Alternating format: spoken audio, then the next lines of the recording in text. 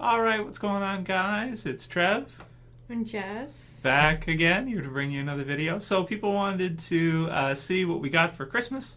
So we got a few things. Our main present, which we want to show right here, this was mainly for Jess, is we got a bunny rabbit. Yep, he's a lion head.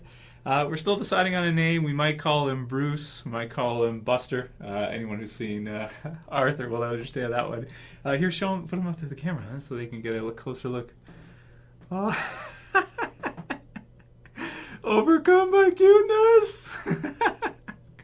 He's really, really cute. And yeah, so we just wanted to say, do a Q&A, of course, but to start it off, we'll say Merry Christmas to all of you guys. Happy holidays if you don't celebrate. And show off our new little buddy here. It's quite the cutie. He's so fluffy. He's so fluffy. Okay, let's take a look at some of the other stuff that we got. You can stay if you want on. We got Fear the Walking Dead on Blu-ray, so that's fun. I haven't watched it yet. I got to check it out when I get time, so we'll see how that is. I don't know I haven't heard anybody really talk about the Blu-ray, so this was actually for work. I got this through work, so that was nice. So thanks, boss. We got a governor, also again, kind of like a work present, so that's kind of cool. It's cool, so just kind of a fun pop toy. And then we got an anger control workbook, because I have a tendency to get angry, so I gotta do this. Yeah, so that's fun. And yeah, I think that's pretty much it. And then the rest there, just a sec, let's pause and I'll grab the other couple little things. Okay, say goodbye, buddy. Say goodbye. Bye.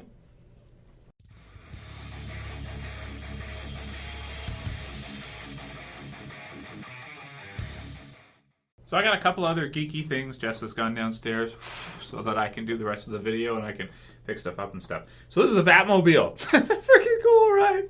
And also I should say, Christmas is not about getting things, guys. It's fun to get things, but it's about spending time with those that you love. That said, cool stuff. Continue. So this is the Batmobile, man. This thing is badass. So you guys know I love my figures, and of course, so that's one thing I got, which is really, really, really cool. In addition to the other stuff I showed you guys. And then just a couple Dragon Ball figures. Got like a Goku, a new Goku, so that's cool. Super Saiyan God, Super Saiyan, and a gold Frieza. And then there's one other one I'm getting, and that's it for me for Christmas. It's Unleashed Goku. He's basically the part where he fights against Frieza, which is cool, and he goes all crazy and stuff, and goes Super Saiyan for the first time, so that's fun. So the video is not all just a show and tell. We're going to do some questions from you guys, so I wanted to go ahead and do that, but also wanted to show off the bunny because he's just so cute. So Jess loves him, so it's more for her than for me, really. It's her present, not really mine. But I do recognize the cuteness as well anyway. So first question for this one is going to be from T-QUIVER, and he or she says, "Hey Trev, I guess I don't fully understand. What's the purpose of the break for the last 8 episodes of The Walking Dead? I mean, do they still have filming to do because I thought they were done, or is it just for suspense? Thanks." So you got some other shows that don't do that. Z Nation doesn't do that, which just ended. You have shows like Better Call Saul doesn't really do that. Game of Thrones doesn't really do it, but they usually take like a week off in between. Sometimes they might take a week or 2 weeks hiatus and then come back after that. Which actually, I wouldn't be against Game of Thrones having like a break in between, like a month or something, or 2 months. I'd actually be okay with that because the show is so awesome that you can watch the first half maybe over again before you watch the second, or take like a month off or something. It'd be all right. But Game of Thrones fans are now used to getting it all at once, so they'd be so pissed if you broke it up. But with The Walking Dead, yeah, so they just finished filming like near the end of the fall. Like I think they literally wrapped up filming like a month or 2 months ago. So by the time the first half of the season is ending, they're like just finishing up the last things. Like they probably finished filming, I think, let's see, if it ends at the end of November, then maybe even a week or 2 weeks into November, they're doing their last little things for the season. So, of course, editing takes a while. They have to edit. They have to, cut everything up and put it together and then produce it in a form that makes sense. Maybe take out some deleted scenes and stuff like that. So it does take them some time to do it. So it seems like to me, because the show is such a big undertaking with all the zombies and the finale being big and all this stuff, that they probably can't get it all done in time and kind of show it each week all the way through the entire season, 16 weeks. That'd be pretty badass if they did that. But I'm okay with the break too, because the first 8 are so awesome. You can watch those again. Then you can watch the second half in the new year. Plus, there's all kinds of other shows that are going to be, of course, coming up and stuff. And most shows do that for the most part. It's kind of a norm for your regular season shows, except for like Fear of the Walking Dead, which who knows? 15 episodes of Fear, they may have a break too. We'll have to see what happens with that, because Fear did take like a week off anyway for the only 6 episodes. So it's kind of like a bit of a hiatus anyway, or a little bit of a break. Next one's from Ryan Hammy, and he says, are the comics worth getting if I've already watched the show? Yes, video will be posted tomorrow where we talk about all the differences between them. You can just watch that video if you want instead, where we go through like a lot of the differences up to current date. But if you want to know what's going to happen in the future too, I'll do some videos on the channel as well too. We talked about Negan in that. But it's cool to get the comics, because then you know the different storylines, you know all the characters, you get to see the differences and a lot of the little remixes they do and things like that they do, which kind of adds to your experience of watching the show as well. When you get excited to see new characters come in that are from the comic book series and that, and like Negan and the Saviors and that. You get more out of it than somebody, I think, who just watches the show straight through and doesn't really know the background. But that said, also some people complain because they kind of know what's going to happen a little bit, so it takes a little bit away. It's not as suspenseful for them, maybe, because they have no idea what's going to happen if they haven't read the comics. So it's ultimately it's up to you, but you can watch my summary videos that I've been doing recently if you want to know more about the series and that. And the Christmas special one that I did, which is long, over 40 minutes, is probably going to be your best bet, which will be posted tomorrow. So heads up for that, guys.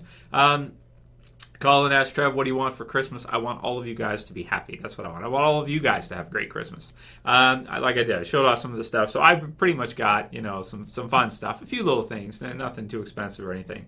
Even though the bunny was a bit expensive with a new cage and stuff. But that's for her. That's not really for me. So I just want all you guys to have a good Christmas and to have lots of fun. And remember, it's not about getting stuff. If you can't afford to get a lot of stuff for yourself, don't worry about it, man. Stuff is overrated. And I've read lots of books on happiness and that with regards to long term. Buying stuff is very temporary. It makes you happy for a little while, like figures and stuff, and then, like for me, they go on a shelf and I sometimes don't even look at them again. So the happiness wears off really quickly. It's more about experiences and people and relationships that really is going to make you happy. It's not really going to be about just getting stuff, although it is fun for a little while to get nice stuff too. So it's it all works together, but experiences are what you should go for. Relationships are more important than stuff. Always remember that. But Merry Christmas to you, Collin. I hope you have a good one, man.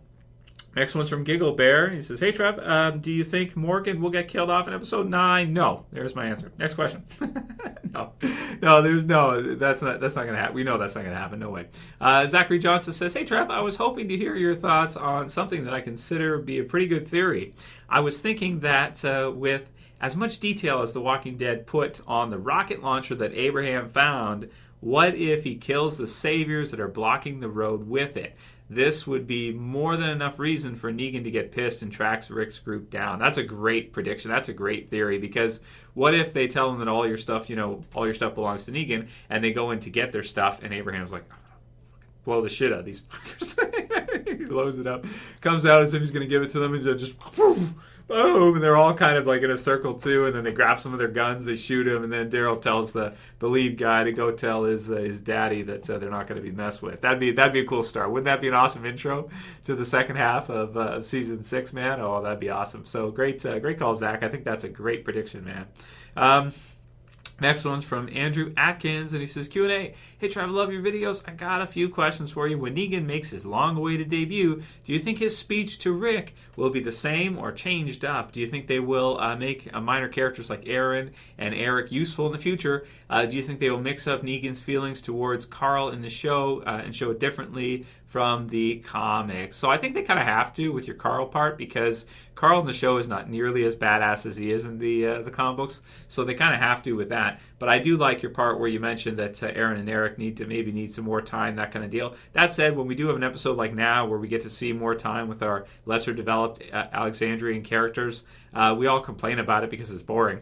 So maybe a little bit, but they have lots of episodes. They can definitely flesh things out. We'll probably see more with Heath. We'll probably see more with a lot of these other characters.